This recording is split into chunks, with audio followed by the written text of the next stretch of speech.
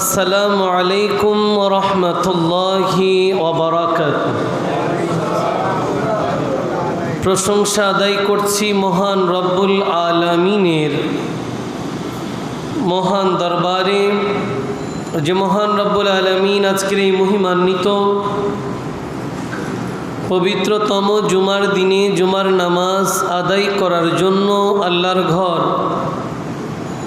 কাবাতুল মুশাররফার ঐতিহ্যবাহী অংশ অত্র হাজি ঠান্ডা মিয়া সদগর জামে মসজিদে জুমা খুতবা পূর্বক এ অগ্রিম আলোচনায় যে রব্বুল আলামিন আমাদেরকে আসার বসার কোরআন ও হাদিসের আলোকে কিছু শোনার এবং সেই মোতাবেক আমল করার সুযোগ দিয়েছেন, দিবেন, সেই প্রত্যাশায় সর্বপ্রথম বারি তাআলার দরবারে শুকরিয়া আদায় করে সবাই একসাথে পড়ি আলহামদুলিল্লাহ।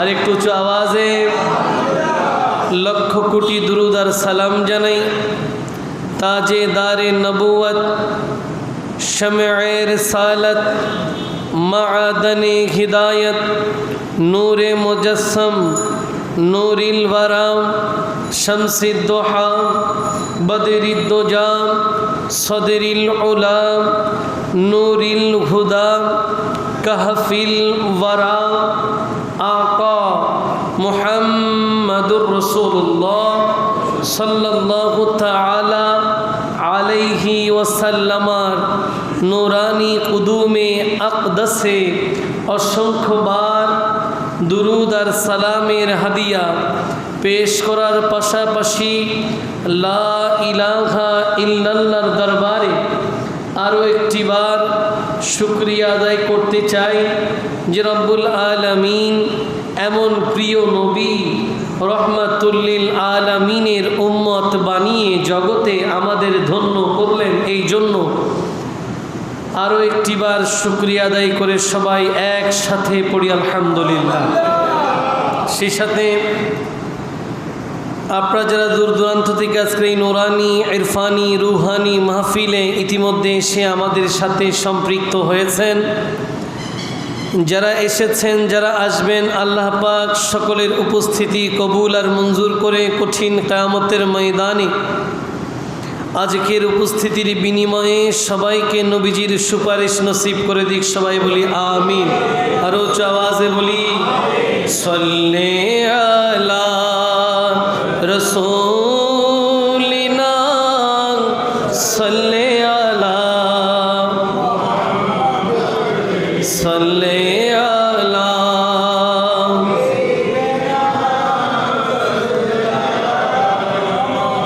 মুহাম্মাদিন সাল্লি আলা রাসূলিনা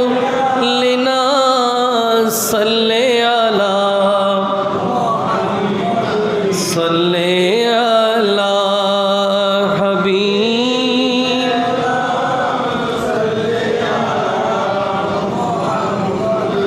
ইন্নিল তায়ারি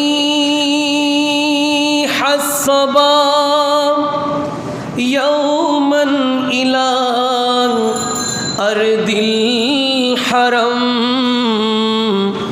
বল্লিগ সালামি রওদাতান ফিহা নবিউল মুহতারাম সাল্লি আলা রাসূলিনা সাল্লি আলা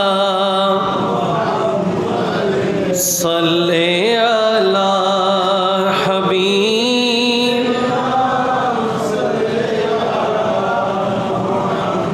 ইয়া রাহমাতাল লিল আলামিন আনতা শফিউল মুযনিবিন আকরিম লানা ইয়াউমাল হাযিন فضلا وجودا والكرم صل على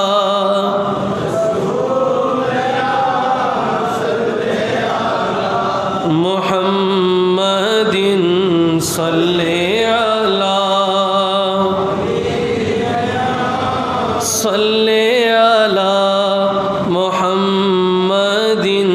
صلي على صلي على محمد صلي على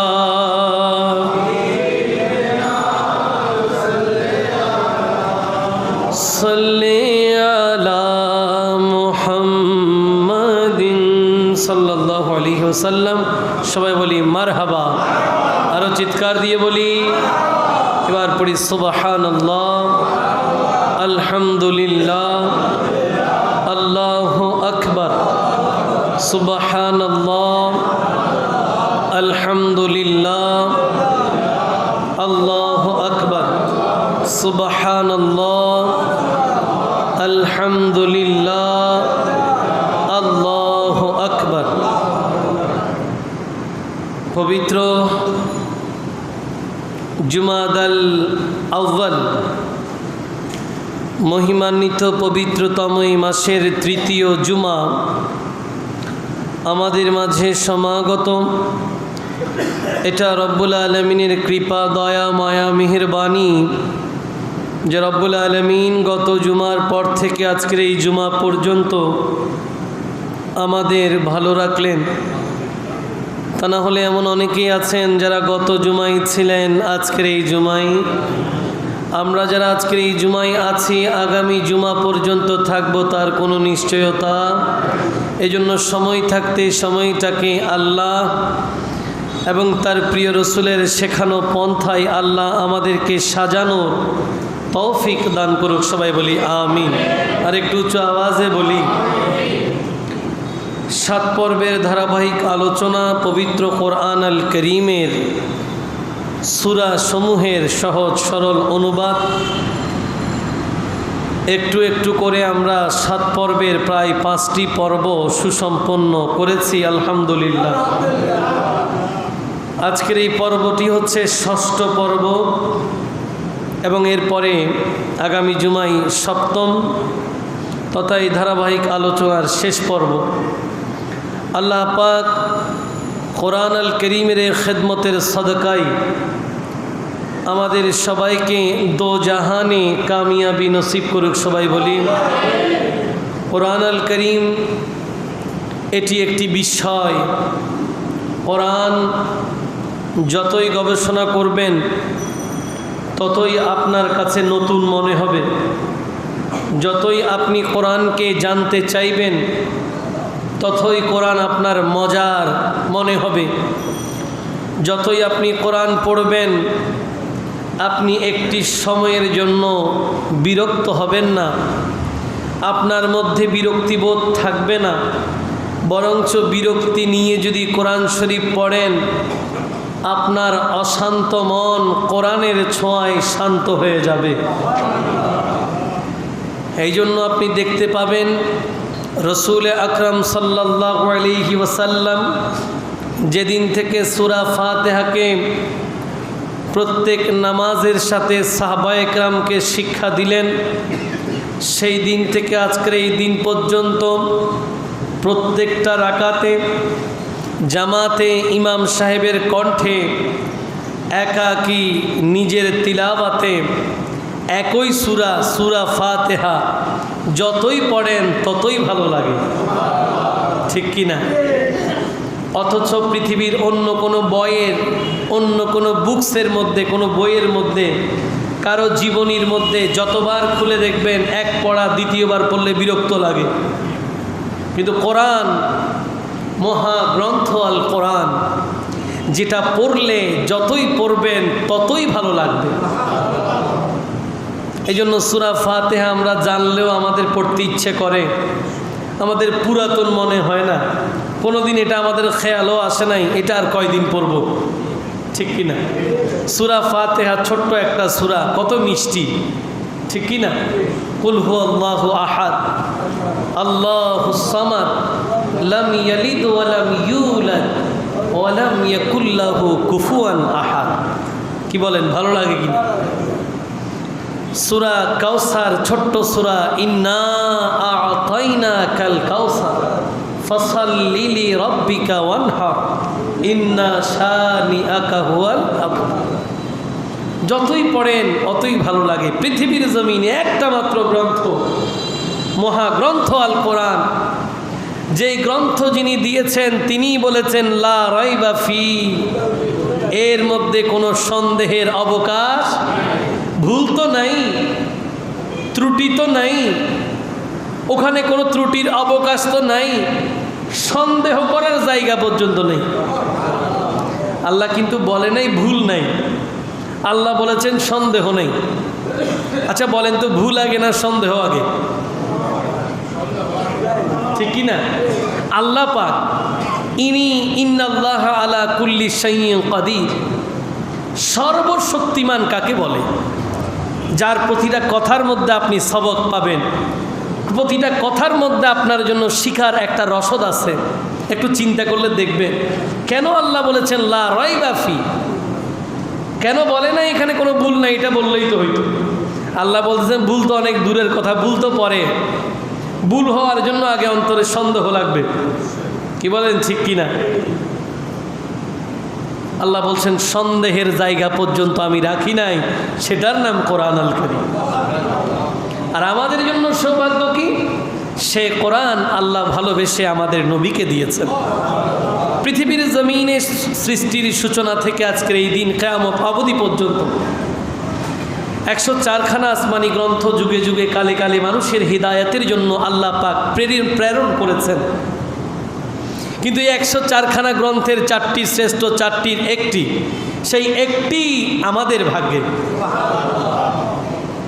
আর সে একটি পেয়েছেন যিনি নবীদের নবী, যিনি রসুলদের রসুল, সৈয়দুল মুরসালিন, ইমামুল আম্বিয়া, নবী মুহাম্মদুর রাসূলুল্লাহ সাল্লাল্লাহু তাআলা আলাইহি ওয়াসাল্লাম।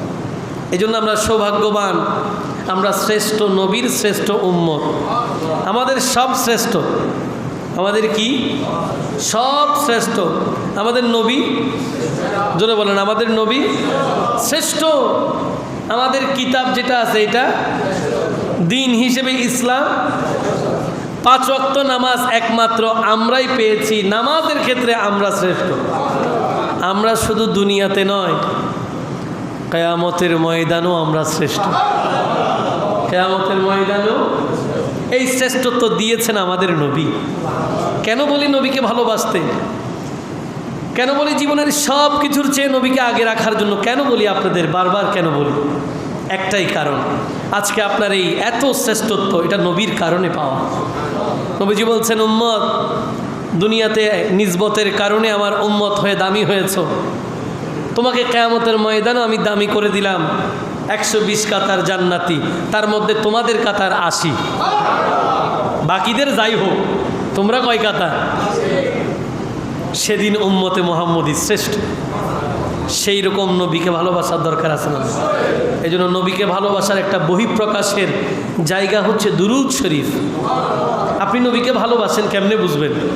যদি দরুদ শরীফ আপনার ভালো লাগে, যদি দরুদ শরীফ আপনার মজা লাগে, তাইলে বুঝবেন আপনার অন্তরে নবীর প্রেমের আস্তানা তৈরি হচ্ছে। আর যদি দরুদ শরীফ পড়তে আপনার বিরক্ত লাগে, তাইলে আপনি ভুলের মধ্যে আছেন, আপনি বিপদগামী, আপনি পথভ্রষ্ট হওয়ার সমূহ সম্ভাবনা আছে। কিন্তু যদি দরুদ শরীফ পড়েন, আপনার ভালো লাগে, বুঝে নেবেন আপনার অন্তরে নবীর প্রেমের প্রদীপ জ্বলছে। এই ভালোবাসা নিয়ে আরও একটিবার উঁচু আওয়াজে দরুদ শরীফ আল্লাহুম্মা সাল্লি মাওলানা মুহাম্মদ ওয়া আলা।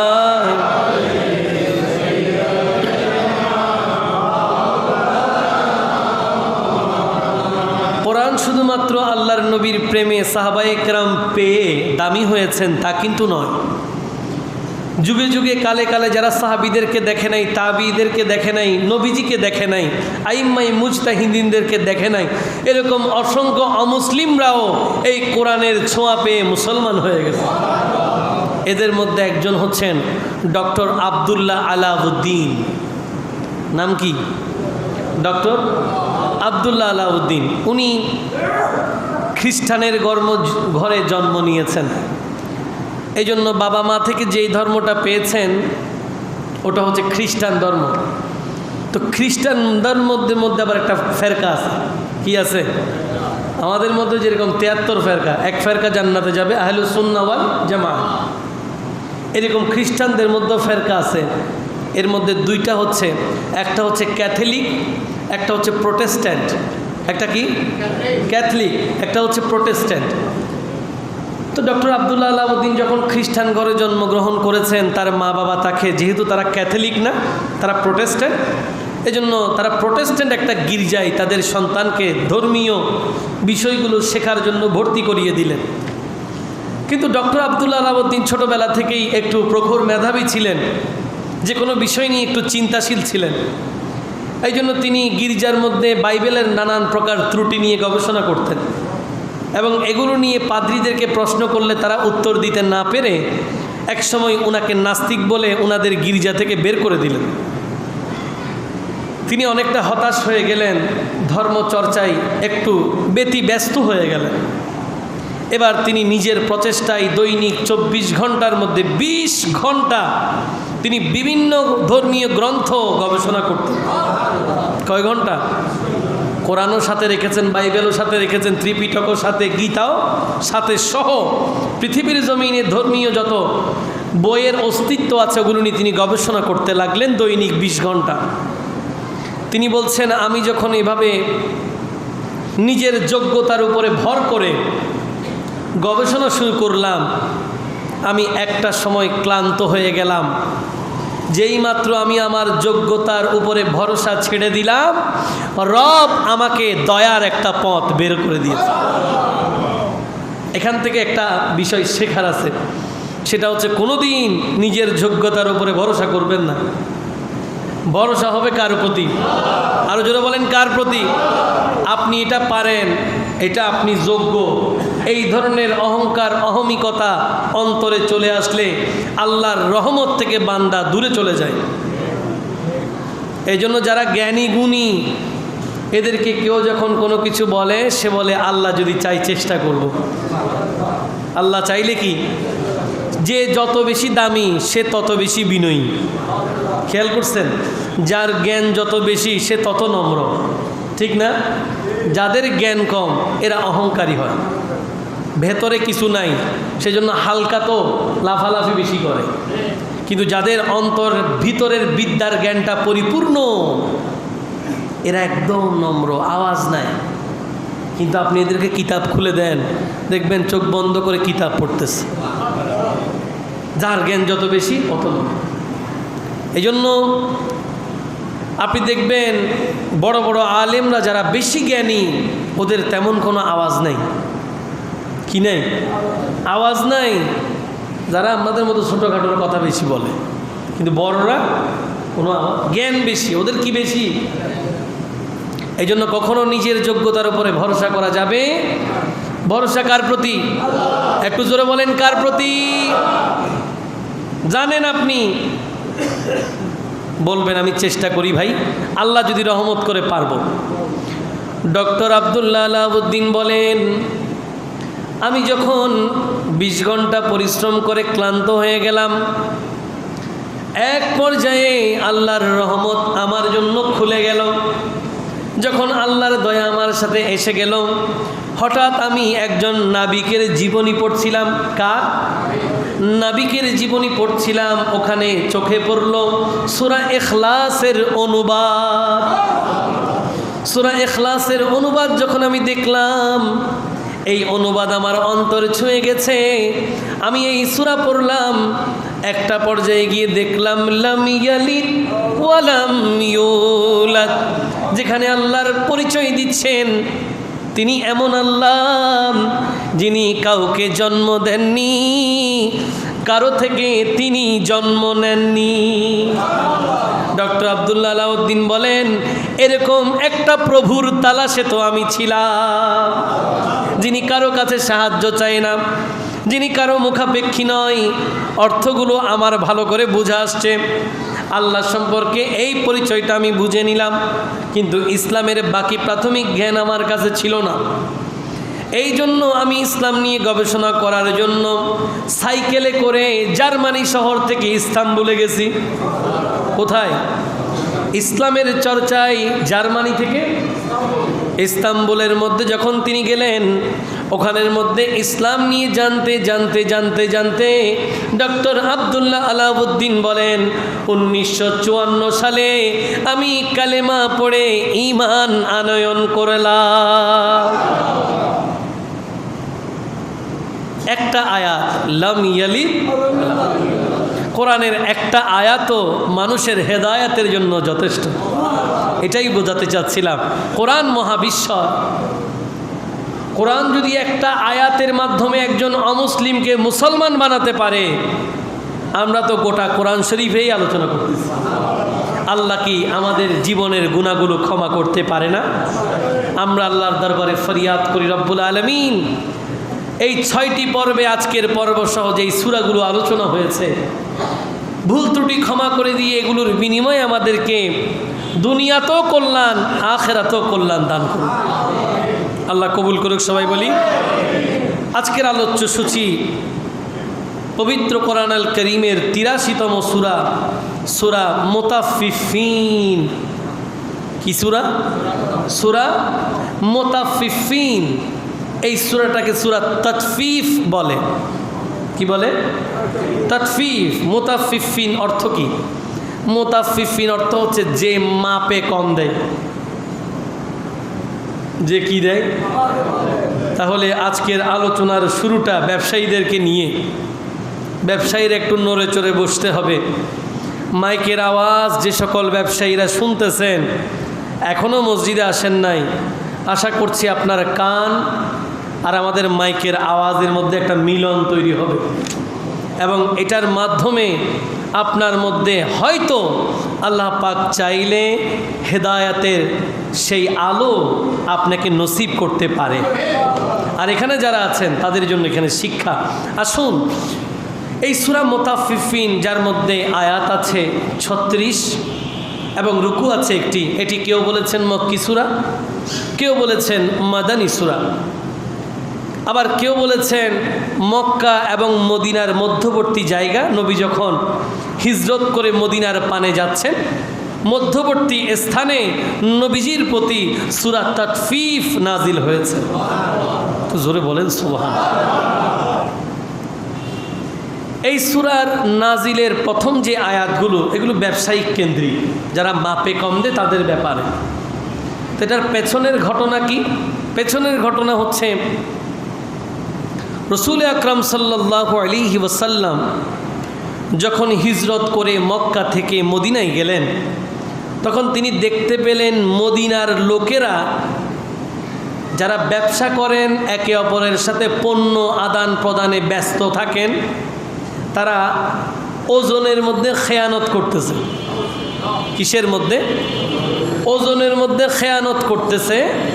রসুল আকরাম সাল্লাল্লাহু আলাইহি ওয়াসাল্লাম এই বিষয়টা দেখলেন। বিশেষ করে তাফসীরের কিতাবের মধ্যে এসেছে আবু জুহাইনা নামক এক ব্যক্তি, সে মাপে কম দিত। যখন আরেকজন থেকে মাপে নিত তখন ঠিক মতো নিত, যার থেকে সেই কিনে তার থেকে বরাবর নেই। যখন সে বিক্রি করে তখন মাপে কম দেয়। এবং এই আবু জুহাইনা ব্যক্তির কাছে নাকি 2টা দাড়িপাল্লা ছিল। কয়টা? একটা নেওয়ার জন্য, একটা দেওয়ার জন্য। নেওয়ারটাতে বরাবর নেয় আর দেওয়ারটাতে ঠিক মতো কম দেয়। তার এই কার্যক্রমের প্রতিবাদে জাতির হিদায়াতের জন্য রব্বুল আলামিন রসুল আকরাম সাল্লাল্লাহু আলাইহি ওয়াসাল্লামকে সূরা তাতফিফ উপহার দিলেন, যেখান থেকে আজীবন যারা ব্যবসা করবেন তাদের জন্য বিশেষ শিক্ষা রয়েছে। আমরাও সেই শিক্ষাগুলো গ্রহণ করতে আল্লাহ কবুল করুক। সবাই বলি আসুন। রব্বুল আলামিন এলান করছেন, বিসমিল্লাহির রহমানির রহিম, ওয়াইলুল লিল মুতাফফিফিন আল্লাযীনা ইযা ইকতালু আলান নাসি ইস্তাওফুন ওয়া ইযা কালুহুম আও ওয়াযানুহুম ইউখসিরুন। রব্বুল আলামিন আহকামুল হাকিমিন পবিত্র কোরআন আল কারীমের সূরা তাতফিফের মধ্যে প্রথম আয়াতে এলান করলেন ওয়াইল, ধ্বংস তাদের জন্য, সর্বনাশ তাদের জন্য, তারা ধ্বংস হোক, তাদের সর্বনাশ হোক। লিল মুতাফফিফিন, যারা মাপে বা ওজনে কম দেয়। কে বলছেন? কি বলছেন? ধ্বংস, অভিশাপ, সর্বনাশ তোমার জন্য যে ওজনে কম দেয়, যে মাপে কম দেয়। মাছের বাজারে যাবেন, দেখবেন ওর কাছে আলাদা একটা শিল দেওয়া আছে। অনেককে দেখবেন আবার যেই মিটার, ওটা আরেকটা বিষয়ের সাথে লাগানো, ঠেস দেওয়া। খেয়াল করবেন, আপনি মনে করতেছেন এটা আপ ডাউন করবে, আপ ডাউন করে না, এটা লেগে আছে একদিকে। লেগে যেটা আছে ওইদিকে 250 গ্রাম কম। 250 গ্রাম কি? আমার খুব করে মনে পড়তেছে, আজকে থেকে অন্তত 1-2 বছর আগে জামাল খান ওয়ার্ড কাউন্সিলর এরকম একজনকে ধরেছিলেন, ওনার এলাকার লোক, যেটা C+ টিভিতে নিউজ হয়েছিল আমার মনে পড়তেছে। মুরগি ব্যবসায়ী, ওনার ওই মুরগি যেটাতে সে ওজন করে ওটার নিচে আলাদা একটা শিল দেওয়া আছে। তো মুরগি যখন দেয় শিল সহ যুক্ত হয়ে ওজন উঠে। মুরগির কেজি যদি 1 কেজি 1 কেজি 200 গ্রাম হয়, ওখানে দেখাচ্ছে 1450 গ্রাম। নাউজুবিল্লাহ বলেন, আরও চিৎকার দিয়ে বলেন। এটা কি ব্যবসা হালাল হয়েছে? সে মনে করতেছে আজকের দিনে সে বেঁচে গেছে। আসলে কি সে বেঁচে গেছে? সে যদি বেঁচে যাইতো তাহলে তো আর সূরা তাতফিফ নাজিল হইতো না। সে বেঁচে গেছে না, সে বেঁচে গেছে, বেঁচে যাই নাই, বেঁচে গেছে। কারণ সে সব পৃথিবীর সকল মনিটর তার দুর্নীতি ধরতে না পারলো, সূরা তাতফিফের রাডার এসে ধরা পড়বে। কি বলেন, ঠিক কিনা? রব্বুল আলামিন বলছেন ওয়াইলুল লিল মুতাফফিফিন। কই দুর্নীতিবাজ ব্যবসায়ীরা, আসো, তোমাদের সাথে কথা হবে এবার। যখন এদেরকে ডাকবে, এই লেভেলে যারা ওজনে কম দেয় ধরা খেয়ে গেছে। আছে না নাই? এরকম অনেক লোক আছে যারা ওজনে কম দেয়, অনেক আছে, অনেক। অনেকে আবার গুদামজাত করে বাজারের মধ্যে কৃত্রিম সংকট তৈরি করে। কি বলেন, ঠিক কিনা? যেমন আমার দেশে আলু, এখানেই আলুর জন্ম, সেই দেশের মধ্যে আলু 70 টাকা করে কেজি। কয় টাকা? তো গজব তো কোথাও না কোথাও গিয়ে ঠিকই পড়বে, পড়বে কি না? এই গজব মূল জায়গায় গিয়ে পড়বে। যিনি গজব দেবেন, যিনি তার গজবের নজর দিয়ে দেখবেন, তাকে তো আর চিনিয়ে দিতে হবে না আসল দুর্নীতিবাজকে। তার জন্য তার মোবিল কোর্টের কোনো দরকার, তার জন্য আলাদা কোনো ম্যাজিস্ট্রেটের দরকার। আলু যে কৃত্রিম সংকট করে যে সকল ব্যবসায়ীরা বাড়িয়েছেন, গুদামজাত করে ফ্রিজিং করে যারা এই সাধারণ মানুষের দৈনন্দিন খাবার আলুর দাম বাড়িয়ে দিয়েছেন, আল্লাহ পাক দেখছেন কিনা? বলেন, দেখছে কিনা? রব্বুল আলামিন বলেন, বান্দারে, আলু এটা কোনো বড় জিনিস না, আলুর ব্যবসাটা কোনো বড় কঠিন বিষয়। একটা জমিনের মধ্যে একটা পাতা, গভীর জঙ্গলে পাতার নিচে একটা কীট পতঙ্গ কি করে আমি আল্লাহ সেটাও জানি। এটা তো সামান্য ব্যাপার, এটা কোনো বিষয়? এই গজবগুলো তারা অবশ্যই ভোগ করবে। কারো কাছে দেখবেন ক্যান্সার হয়ে যাবে, বড় বড় এমন এমন রোগ যেটা মানুষ 20 টাকার ওষুধ খেলে ভালো হয়ে যায়, তার 2 কোটি দিয়েও ভালো হয় না। কারণ ভালো রাখবে কে? আরো জোরে বলেন, কে? এই জন্য কারো জ্বর 5 টাকায় ভালো হয়, কারো জ্বরে 50,000 টাকা লাগে। ঠিক কি না? কেউ ডেঙ্গু হয়ে বাসায় ওষুধ খেয়ে ভালো হয়ে যায়, কেউ ডেঙ্গুতে স্ট্রোক করে মারা যায়। রোগ সেম। বান্দা, তোমার গবেষণার বিষয়, রোগ বরাবর আছে, ডেঙ্গু নাম ঠিক আছে, কিন্তু কেউ মারা যাচ্ছে, কেউ বেঁচে যাচ্ছে। ডাক্তারদেরকে বলেন গবেষণা করে বের করতে, সবাই একটা পর্যায়ে বলবে হয়তো কারো রোগ বেশি ছড়াইছে, কারো কম। না না, ছড়ানো কমানো এই সবগুলোর দায়িত্ব কার? যারা এই জাতীয় গুদামজাত করে দেশে কৃত্রিম সংকট করে আপামর জনসাধারণকে কষ্ট দেয়, কাল কিয়ামতের ময়দানে এই জাতীয় অসাধু ব্যবসায়ীরা আল্লাহর আদালতের মধ্যে দাঁড়াবে এবং তাদের বিচার হবে। তাদের কি হবে? আর যারা মাপে কম দেয় এদের জন্য তো এক্সট্রা মাইর রেডি আছেই। কাজেই ব্যবসায়ীরা একদিনে ব্যবসা করে ধনী হওয়ার সেই যেই চিন্তা চেতনা করছেন, এটা মোটেও কল্যাণের নয়। কাউকে ঠকিয়ে জীবনে লাভবান হওয়া যায় না, কাউকে ঠকিয়ে জীবনে লাভবান হওয়া। এই জন্য রব্বুল আলামিন বলছেন ওয়াইলুল লিল মুতাফফিফিন, দুর্ভোগ ধ্বংস তাদের জন্য যে সকল ব্যবসায়ীরা মাপে ওজনে কম দেয়। অথচ যুগের শ্রেষ্ঠ যারা ইমামে আজম আবু হানিফা রহমতুল্লাহি আলাইহি, আমাদের মাযহাবের ইমাম, যার মাযহাব অনুসরণ করে আমরা ইসলামী নীতিমালা অনুসরণ করে দৈনন্দিন জীবনকে সাজাই, সেই ইমামে আজমের তাকওয়া দেখেন। উনি এক জায়গায় কাপড় দিতেন। কি দিতেন? কাপড় দিতেন বিক্রি করার জন্য।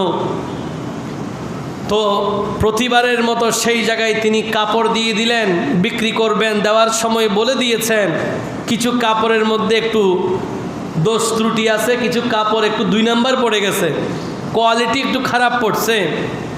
এই কাপড় আপনি বিক্রি করবেন, তবে বিক্রেতাকে বলে দেবেন এই কাপড়টা 2 নাম্বার। কাপড়টা কয় নাম্বার? 2 নাম্বার। ইমামে আজম কাপড় দিয়ে চলে আসলেন। টাকা যখন আনতে গেলেন, ওই ব্যবসায়ী বলে কাপড় সব বিক্রি করেছি। ইমামে আজম বলেন ব্যবসায়ী সব কাপড় বিক্রি হয়েছে, সেটা ঠিক আছে। আমি যে আপনাকে বলেছিলাম ওই যে ভুলটা বলে দিতে, যে ক্রেতা কাপড়ের 2 নাম্বার কাপড় 2 নাম্বার বলে বিক্রি করতে বলেছিলাম, করেছেন? বলে না, আমি তো সেই কথা বলতে ভুলে গেছি। ইমামে আজম তৎকালীন সময়ে কাপড় বিক্রির 10,000 কিংবা 30,000 দিরহাম যেই বিক্রয় মূল্য ছিল, সেই জামানার মধ্যে সবগুলো দান করে দিয়েছে। শুধুমাত্র বলে বিক্রি করে নাই 2 নাম্বারটা, সেজন্য।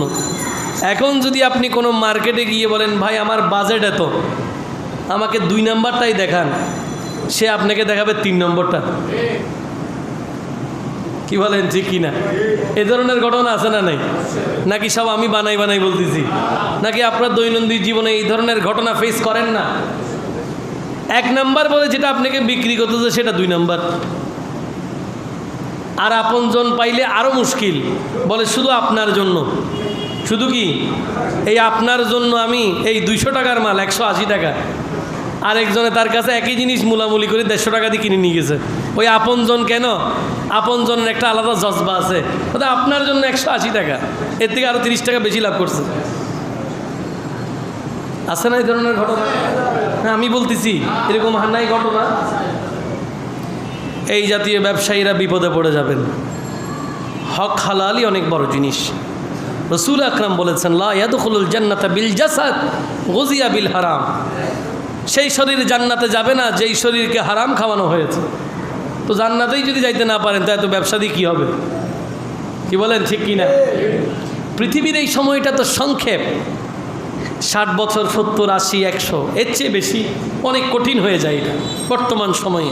আল্লাহ পাক চাইলে ভিন্ন বিষয়, কিন্তু এই যে আখিরাতের সময়, এগুলো তো হাজার হাজার বছরের পথ। কি বলেন, ঠিক কি না? আল্লাহ পাক জান্নাতের কথা যেখানে বলেছেন সেখানে খালিদিনা ফিহা বলেছেন। জাহান্নামের আযাবের কথা বলেছেন কাফেরদের ব্যাপারে, সেখানেও বলেছেন খালিদিনা ফিহা, আজীবন থাকতে হবে জাহান্নামে। তাহলে আমরা করছিটা কি? কি ব্যবসা করছেন? অথচ রাসূল আকরাম বলেছেন যারা আমানতদার ব্যবসায়ী, কাল কিয়ামতের ময়দানে কঠিন হাসরে এরা আমার সাথে থাকবে। ব্যবসায়ী নেককার আছে না নাই? হযরত উসমানে যুন্নুরাইন রাদিয়াল্লাহু তাআলা আনহুর মতো ব্যবসায়ী কে আছেন? এরা জমানার শ্রেষ্ঠ ব্যবসায়ী ফারুক আজম রাদিয়াল্লাহু তাআলা। হযরত আবু বকর সিদ্দিক রাদিয়াল্লাহু তাআলা আনহুর চেয়ে বড় ব্যবসায়ী কে আছেন? আছে? আজকের জামানায় এই যে পোর্ট বন্দর, যারা মাল আনা নেয়া করে, সবার যদি লিস্ট করেন, এমন কাউকে পাবেন যে যার 50% 60% মাল একা আসতেছে।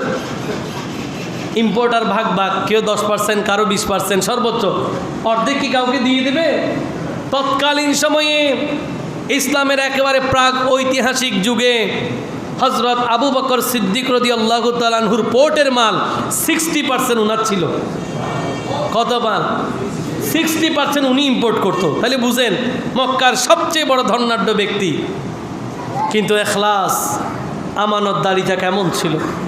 নবীর প্রেমে নিজের জীবনটাকে এমনভাবে বিলীন করেছেন, জীবনের একেবারে শেষ দিকে নবীর দরবারে তালি জোড়া কাপড় পরে বসে আছে। আহা, এত বড় ব্যবসায়ী আজকে এই অবস্থা কেন? নিজের জীবনটাকে আল্লাহর নবীর প্রেমে বিছিয়ে দিয়েছেন। রব্বুল আলামিন জিবরিল আমিনকে দিয়ে খবর পাঠিয়েছেন, হাবিব আপনি আপনার বন্ধু, আমারও বন্ধু সিদ্দিক আকবর, তাকে একটু জিজ্ঞেস করেন আজকের এই দুর্ভোগের দিনে, আজকের এই কষ্টের দিনে, সে তো বড় ব্যবসায়ী ছিল, আজকে তো তালি জোড়া দিয়ে সেলাই করে কাপড় পরে, আজকের এই দিনে কি সে আল্লাহর প্রতি খুশি আছে কিনা? এই কথা যখন নবীজি সিদ্দিক আকবর রাদিয়াল্লাহু তাআলা আনহুকে জানিয়েছেন, চোখের পানি ছেড়ে দিয়ে সিদ্দিক আকবর রাদিয়াল্লাহু তাআলা আনহু বলেন, আমি কি আমার রবের প্রতি অসন্তুষ্ট হতে পারি? আমি কি আমার রবের প্রতি অসন্তুষ্ট হতে পারি? এটা বলে তিনি কেঁদে দিয়েছেন। রব্বুল আলামিন জিবরিল আমিনের মাধ্যমে আল্লাহর নবীকে বললেন, ও হাবিব সিদ্দিক আকবরকে বলেন আরশের মালিক সিদ্দিক আকবরকে সালাম দিয়েছেন। কোন সিদ্দিক আকবর? যার সততার কথা বিশ্ব জানে, যার প্রেম এত বেশি পূর্ণতা পেয়েছে নবীর কদমে। উনার জীবনে শ্রেষ্ঠ 3টা পছন্দের কাজ 1 নম্বরে বলেছিলেন আন নাজরু ইলা ওয়াজহি রাসূলিল্লাহ সাল্লাল্লাহু আলাইহি ওয়াসাল্লাম। ইয়া রাসূলুল্লাহ, পৃথিবীর জমিনে আমার সবচেয়ে পছন্দের বিষয় হচ্ছে আমি আপনার চেহারার দিকে তাকিয়ে থাকি। শানে সাদাকা। আমরা কি করছি? কাজেই ব্যবসায়ী বন্ধুদেরকে বলবো, পৃথিবীর জমিনে যারা সৎ ব্যবসায়ী তারা দুনিয়াতেও দামি, আখেরাতেও সেভাবে সৎভাবে ব্যবসা পরিচালনা করার আল্লাহ তৌফিক দিক। সবাই বলি সালাতুন ইয়া রাসূল।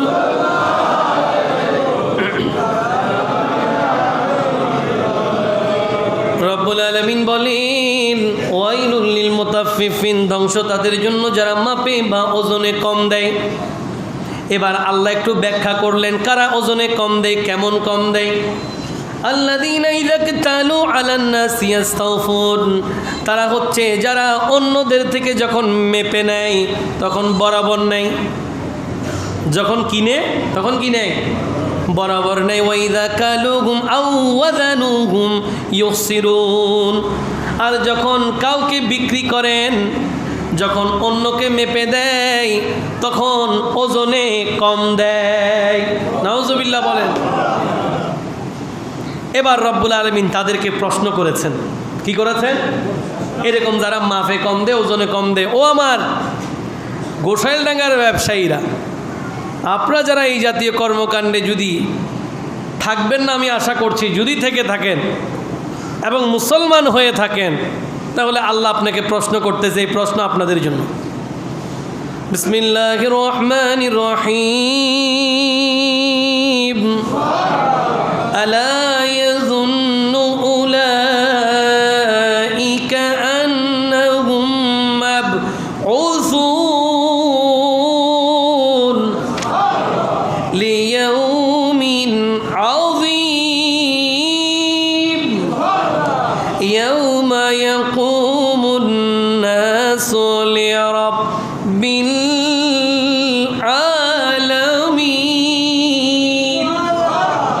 রব্বুল আলামিন বলেন, যারা নিজেরা মেপে নেয়, বরাবর নেই, মেপে দিলে কম দেয়, তাদের জন্য ধ্বংস। তারা এই কাজ কেন করে? আল্লাহ বলেন, তারা কি এ কথাই বিশ্বাস করে না তাদেরকে মারা যাওয়ার পরে কিয়ামতের দিন পুনরুত্থান দিবসে আবার পুনরুত্থিত করা হবে। তারা কি মনে করে মারা যাওয়ার পর সব শেষ, ওজনে কম দিয়ে বেঁচে যাবে? না, এই সুযোগ তাদেরকে মারা যাওয়ার পরে আবার হিসাবের দিনে দাঁড় করানো হবে। কোন দিন? লিয়াউমিন আযীম, এটা বড় ভয়ের দিন। কিসের দিন? বড় ভয়ের দিন। ইয়াউমা ইয়াকুমুন নাসু লিরাব্বিল আলামিন, যেদিন মানুষ সমগ্র জগতের মালিক আল্লাহর সামনে দাঁড়াবে। কোন দিন? ইয়াউমা ইয়াকুমুন নাসু লিরাব্বিল আলামিন, যেদিন সকল মানুষ রবের সামনে দাঁড়াবে।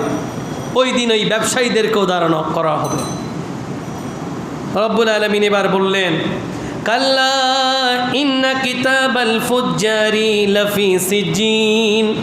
আল্লাহ বলেন, যখন পাপীদের আমলনামা খোলা হবে, তাদের আমলনামা কোথায় থাকবে? আল্লাহ বলেন, তাদের আমলনামা সিজ্জিনে থাকবে। কোথায়? সিজ্জিন। তাদের আমলনামা থাকবে সিজ্জিনের মধ্যে। তো আল্লাহ সিজ্জিন কি? সিজ্জিন, বান্দা যে সিজ্জিন চিনে না, এটা আল্লাহ জানে কিনা। এই জন্য রব্বুল আলামিন বলছেন, ওয়ামা আদরাকা মা সিজ্জিন। হাবিব, আপনি কি জানেন সিজ্জিন কি? সুবহানাল্লাহ। আল্লাহ পাক নবীজিকে ভালোবেসে কত সুন্দর করে বলেন, আল কারিয়া মাল কারিয়া ওয়ামা আদরাকা মাল কারিয়া। কত সুন্দর, ঠিক না? ইন্না আনজালনাহু ফি লাইলাতিল ওয়ামা আদরাকা মা লাইলাতুল। হাবিব, আপনি কি জানেন লাইলাতুল কদর কি? সুবহানাল্লাহ। এটা না বললে কি হতো? ডিরেক্ট বললে কি অসুবিধা ছিল? তাহলে এখানে একটা প্রেমের বিষয় আছে, এখানে একটা ভালোবাসার বিষয় আছে, এখানে একটা মর্যাদার বিষয় আছে। রব্বুল আলামিন বলছেন, ওয়ামা আদরাকা মা সিজ্জিন। হাবিব জানেন, গুনাহগার যারা, পাপী যারা, এদের আমলনামা সিজ্জিনে থাকবে। সিজ্জিনটা কি? রব্বুল আলামিন বলেন, কিতাবুম মারকুম। এটি জাহান্নামের বন্দিখানার সেই বড় প্রকোষ্ঠের ভিতরে লিখিত একটা পাণ্ডুলিপি। একটা কি? পাণ্ডুলিপি, বই। বই কেমন বই?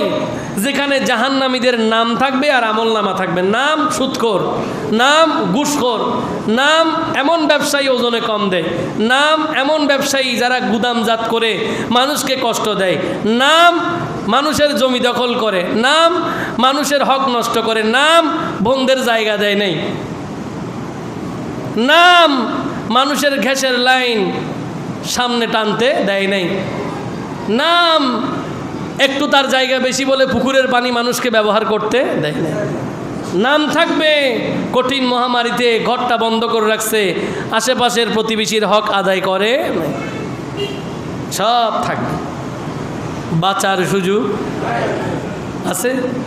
কেমনে বাঁচবেন? আমল ভালো করলে না বাঁচবেন? কি বলেন, ঠিক কি না? তা একটা সুযোগ আছে, সেটা কি? ভুল তো করে ফেলছেন। ভুল কি করছেন? করে ফেলছেন, কিন্তু তৌবার দরজা খোলা আছে না নাই? রব্বুল আলামিন বলছেন, ইন্নাল্লাহা ইউহিব্বুত তাওয়াবিন। আমি তৌবাকারীকে ভালোবাসি। বান্দা, তুমি ভুল করেছো, মন খারাপ করো না। ভুল স্বীকার করে যাই নামাজের মধ্যে সিজদায় পড়ে সুবহানা রাব্বিয়াল আলা বলে একটু নামাজ পড়ে মোনাজাত করে চোখের পানি ছেড়ে দিয়ে বলো, আল্লাহ আমি ভুল করছি, আমাকে মাফ করে দেন। আল্লাহ বলেন, এরকম যারা আমার কাছে মাফ চাই, তৌবা করে, আমি এদেরকে ভালোবাসি। আল্লাহ আমাদের প্রত্যেকের তৌবাকে কবুল করুক। সবাই বলি, আপনাদের জন্য সারা বছর তৌবার দরজা খোলা আছে না নাই? সারা বছর তৌবা থাকলেও আমরা হাজী ঠান্ডা মিয়া সওদাগর জামে মসজিদ বছরে অন্তত 3টি রাত সম্মিলিত তৌবার একটা দরজা আপনাদের জন্য খোলা রাখি, যেন সবাই একসাথে করা যায়। লাইলাতুল মেরাজ, লাইলাতুল বারাত, লাইলাতুল, এই 3টি রাত সবাইকে দাওয়াত দিয়ে দেবেন যখনই আসবে তখন। আল্লাহ যদি আমাদের হায়াতে সেটুকু বরকত দেয়, সবাই মিলে আমরা তওবা করব। আমি আমার অনেক মুসল্লিদের থেকে শিক্ষা নিই। আমি আজকে প্রায় এখানে 7 বছর, 7.5 বছর, 8 বছর চলতেছে। অনেক মুসল্লি সময়ে সময়ে তৌবাতে ছিল, আজকের তৌবায় ওরা নাই।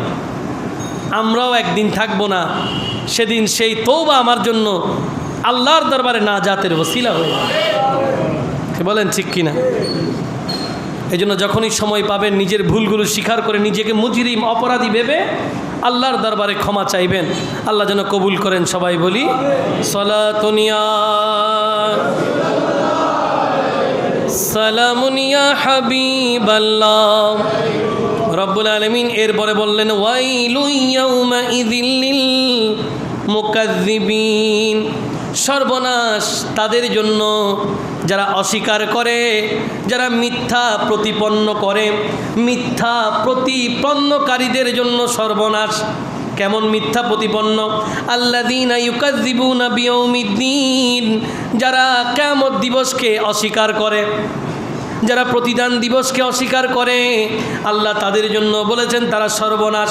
ওয়ামা ইউকাযযিবু বিহি ইল্লা কুল্লু মু'তাদিন আসিম, আল্লাহ বলেন একমাত্র অবাধ্য পাপাচারী ব্যক্তি এই কাজ করে, এর বাইরে সবাই প্রতিদান দিবসকে স্বীকার করে। অবাধ্যরা মানে না, পাপীরা কিয়ামত দিবসকে বিশ্বাস করে, এর বাইরে আর যারা আছে সবাই সেটাকে স্বীকার আমরা করি কি না? আমরা কিয়ামত দিবসে বিশ্বাস আছে না নাই? রব্বুল আলামিন বলেন ইযা তুতলা আলাইহি আয়াতুনা ক্বালা আসাতিরুল আউয়ালিন, এদেরকে যখন আমার কোরআনের আয়াত পড়ে শোনানো হয় এরা বলে এটা তো আগের জমানার ব্যক্তিদের কাহিনী। জোরে বলেন, এগুলো তো আগের জমানার লোকদের গল্প। রব্বুল আলামিন বলেন কাল্লা বাল রানা আলা কুলুবিহিম মা কানু ইয়াকসিবুন, কেন তারা কোরআনের প্রভাব বুঝতেছে না? কোরআনের আয়াতগুলোকে আগেকার জামানার লোকদের কাহিনী বলে চালিয়ে দেয়।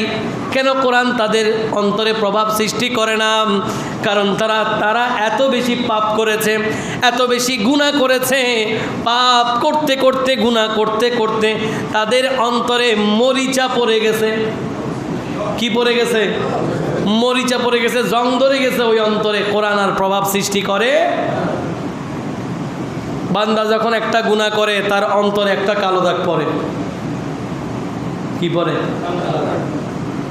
কিন্তু সে যদি আবার তওবা করে ফেলে ওটা আবার পরিচ্ছন্ন হয়ে যায়।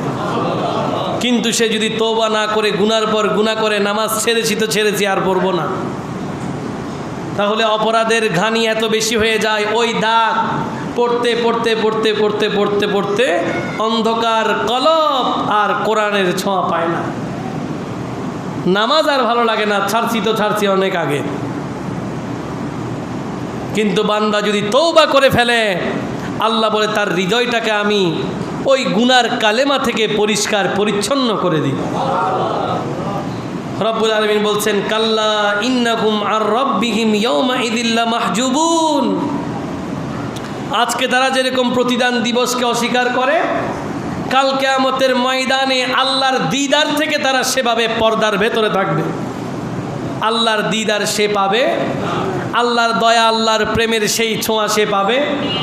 জান্নাতি যারা, তারা তো সেদিন একটাই চাইবে যেন তারা আল্লাহর দিদার পায়। কি বলেন ঠিক কিনা? জান্নাতীদের কামনাই হবে কি? আল্লাহর দিদার। জান্নাতীরা হুর দিয়ে কি করবে? গিলমান দিয়ে কি করবে? এত এত নিয়ামত ভালো লাগে না? যেই রবকে না দেখে সিজদা করেছে ওই রবের দিদার পেয়ে ধন্য হতে চায়। এই জন্য শায়েররা বড় সুন্দর লিখেছেন, জান্নাতীরা কি বলবেন?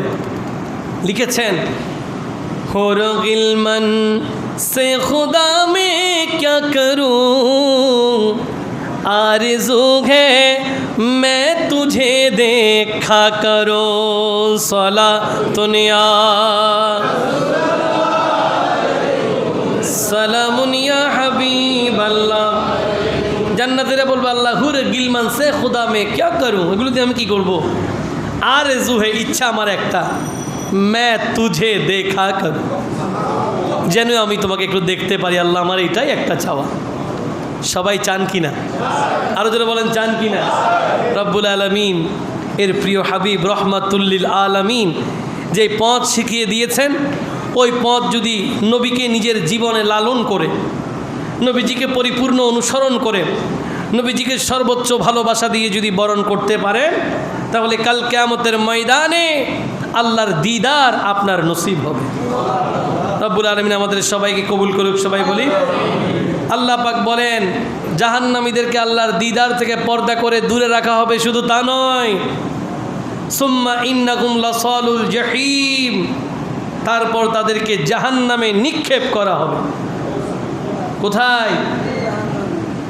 জাহান্নামের মধ্যে নিক্ষেপ করা হবে। সুম্মা ইউকালু হাযাল্লাযী কুনতুম বিহি তুকাযযিবুন, এবং তাদেরকে বলা হবে এই নাও সেই জাহান্নাম, এই নাও সেই প্রতিদান, যেই প্রতিদানকে তুমি অস্বীকার করতে, যেটাকে তুমি মানো নাই। তুমি মনে করছো মারা যাওয়ার পরেই সব, না, মারা যাওয়ার পরে হায়াত আরও বেড়ে যায়। মারা যাওয়ার পরে হায়াত আরও কি, মনে করেন সাহাবীদের জামানা যদি হিসাব করেন, আজকের দিনে প্রায় 1350 বছরের একটা মিনিমাম ডিস্টেন্স আছে, ঠিক না? আজকে যিনি মারা যাচ্ছে উনার কবরের বয়স 1 দিন, কিন্তু তখন যারা পৃথিবী থেকে বিদায় নিয়েছেন তাদের কবরের বয়স 1350 বছর। কি বলেন, ঠিক কি না? এবার পৃথিবী যদি আরও 20,000 বছরও না হয়, আমরা যদি এই অবস্থায় মারা যাই, শুধু কবরে আমাদের হায়াত কত বছর হবে? কি বলেন, ঠিক কি না? এর বাইরেরগুলো তো বাইরেরগুলো কি হাসরের ময়দানের হিসাব করলামই না। হাসরের ময়দান তো হবেই জোহর থেকে আসর পর্যন্ত। দুনিয়া জোহর থেকে আসরের যে টাইম, এই টাইমটার মধ্যে কিয়ামত হয়ে যাবে। এই টাইমটা দুনিয়ার হিসাবে যদিও বা 2-2.5 ঘন্টা মনে হচ্ছে, পৃথিবীর দিনে 50,000 বছর। কয় হাজার? টাইমটা কম, কিন্তু আপনার লাগবে বেশি, ঠিক না? মানুষ এমনি টাইম খুঁজে পায় না নামাজ পড়ার জন্য, কিন্তু আপনি একটা অপারেশন থিয়েটারের রুগীকে দেখেন, এ আল্লাহকে ডাকতে ডাকতে কী অবস্থা, ঠিক কি না? বিপদের সময়গুলো বড় কঠিন। এখন আপনাকে নামাজ পড়তে বলতেছে, আপনার ভালো লাগতেছে না, কিন্তু আপনি যদি অসুস্থ হয়ে বাসায় পড়ে থাকেন, কতবার আল্লাহকে ডাকবেন তার কোনো হিসাব নেই। অনেক মানুষ বুড়া বয়সে অনেক অসুস্থ হয়ে যখন বাসায় পড়ে থাকে, শুধু আল্লাহকে ডাকে। শুধু কাকে ডাকে? কিন্তু এমন একটা জামানা ছিল হয়তো আল্লাহকে ডাকে নাই, হইতে পারে না? কাজেই বিপদের সময়গুলো বড় বেশি লাগে, ঠিক না? কিয়ামতের ময়দানের সময়টা বেড়ে যাবে। সেই সময়গুলো সহজ হয়ে যাবে যদি আপনি ঈমানদার হন। কারণ আপনার তো চিন্তা নাই, আপনি যদি আরশের প্রভুর ছায়া তলে থাকেন, ঠিক কি না? কিছুদিন আগেই তো আলোচনা করেছি কিয়ামতের প্রস্তুতি নিয়ে। 7 শ্রেণীর ব্যক্তি কিয়ামতের ময়দানে আল্লাহর আরশের ছায়া তলে জায়গা পাবে। সেখানে আল্লাহ আমাদেরকে কবুল করুক, সবাই বলি আমিন। রব্বুল আলামিন ওই জাহান্নামীদেরকে বলবেন, যাও নাও, এগুলো তোমাদের কৃতকর্মের ফল, এইগুলো কি তুমি অস্বীকার করতা? এই তো গেল জাহান্নামীদের কথা। এবার আসলে একটু জান্নাতীদের কথা বলি। মন কি খারাপ হয়ে গেছে? জান্নাতীদের কথা আছে তো এখনো। রব্বুল আলামিন বলছেন, বিসমিল্লাহির রহমানির রহিম, কাল্লা ইন্না কিতাবাল আবরারি লাফি ইল্লিন ওয়া মা আদরাকা মা ইল্লিয়ুন কিতাবুম মারকুম ইয়াশহাদুহুল মুকাররাবুন ইন্নাল আবরারা লাফি নাঈম আলাল আরাইকি ইয়ানজুরুন তা'রিফু ফি উজুহিহিম নাদরাতান নাঈম ইউসকাউনা মির রাহীকিম মাখতুম খিতামুহু মিস্ক খিতামুহু মিস্ক ওয়া ফি যালিকা ফালইয়াতানাফাসিল মুতানাফিসুন। জোরে বলেন না সুবহান। রব্বুল আলামিন এলান করতে লাগলেন, কাল্লা ইন্না কিতাবাল আবরারি লাফি ইল্লিন, আর এই সত্য নিশ্চয়ই পুণ্যবানদের আমলনামা থাকবে ইল্লিনে। কোথায়? আর জাহান্নামীদের আমলনামা জোরে বলেন সিজ্জিন। জান্নাতীদের আমলনামা। তাহলে এটা একটা প্রশ্ন হইতে পারে, যদি আগামী জুমায় প্রশ্ন যদি করার সুযোগ থাকে তাহলে এটা একটা প্রশ্ন হবে যে জান্নাতীদের আমলনামা ইল্লিনে, জাহান্নামীদের আমলনামা সিজ্জিনে। আবার রব্বুল আলামিন এলান করলেন, হাবিব ওয়ামা আদরাকা মা ইল্লিয়ুন, আপনি কি জানেন ইল্লিন কি? এবার বলে কিতাবুম মারকুম, এটা হচ্ছে একটা কিতাব, আমলনামা। ওইটা তো ছিল জাহান্নামে, এটা জান্নাতের সুউচ্চ প্রাসাদে সুবিশাল উপকক্ষে লিপিবদ্ধ একটা বই, যেই বইয়ের মধ্যে জান্নাতীদের নামও থাকবে, আমল নামাও থাকবে। নামও আছে, আমল নামাও আছে। কারা নাম আছে? 5 ওয়াক্ত নামাজ।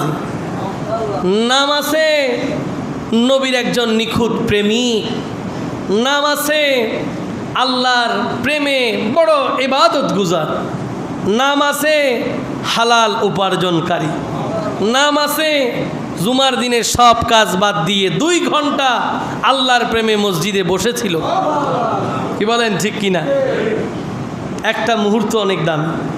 মসজিদের একটা মুহূর্ত কি বলে, মনে করেন এখন যারা মসজিদে আসতেছে এরা আর এই যে প্রথম কাতারে যারা আছে এরা কি আর এরা এক? বলেন এক? অনেক পার্থক্য আছে, ডিফারেন্স আছে না নাই? কেউ সেই সকাল থেকে অপেক্ষা করছেন কখন মসজিদের আজান হবে, তার আগে গিয়ে তাহিয়াতুল ওযু পড়ে মসজিদে জুমার নামাজের আলোচনা শোনার জন্য বসে যাব। আর কেউ ঘুম থেকে উঠছে বরাবর 12টা 55 মিনিটে, গোসল করতে করতে আরও 20 মিনিট, হুজুর যখন খুতবা দিতে উঠে তার দৌড়াদৌড়ি শেষ নাই। ঠিক কিনা? কেউ মসজিদে আসার সময় নিয়ত করে আজকে একবারে নবীজিকে সালাম দিয়ে আখেরি মোনাজাত করে বাসায় যাব। আর কেউ আসার সময় নিয়ত করে যেভাবে দৌড়ায় দৌড়ায় আসছি, সালাম শেষ আবার দৌড়ায় দৌড়ায় বাসায় চলে যাব। এরা কি এক? কোনো দিন এক হবে না। আল্লাহ আমাদেরকে বুঝার, ভালো কাজ করার তৌফিক দিক। সবাই বলি তো এই ইল্লিনে কি থাকবে? বলে ইয়াশহাদুহুল মুকাররাবুন, নৈকট্যপ্রাপ্ত ফেরেশতারা সেখানে থাকবেন। আর পুণ্যবানরা থাকবেন জান্নাতের মধ্যে। আমলনামা তো জান্নাতে থাকবে, বইটা কোথায় থাকবে? এরাও কোথায় থাকবে? জান্নাতে। আর আলাল আরাইকি ইয়ানজুরুন, তারা সেই জান্নাতে সুন্দর আসনে বসে বসে সব কিছু দেখবেন। তারিফু ফি উজুহিহিম নাদরাতান নাঈম, রব্বুল আলামিন বলেন, হাবিব আপনি এদের চেহারার মধ্যে দেখবেন একটা প্রশান্তির শোভা ফুটে উঠেছে।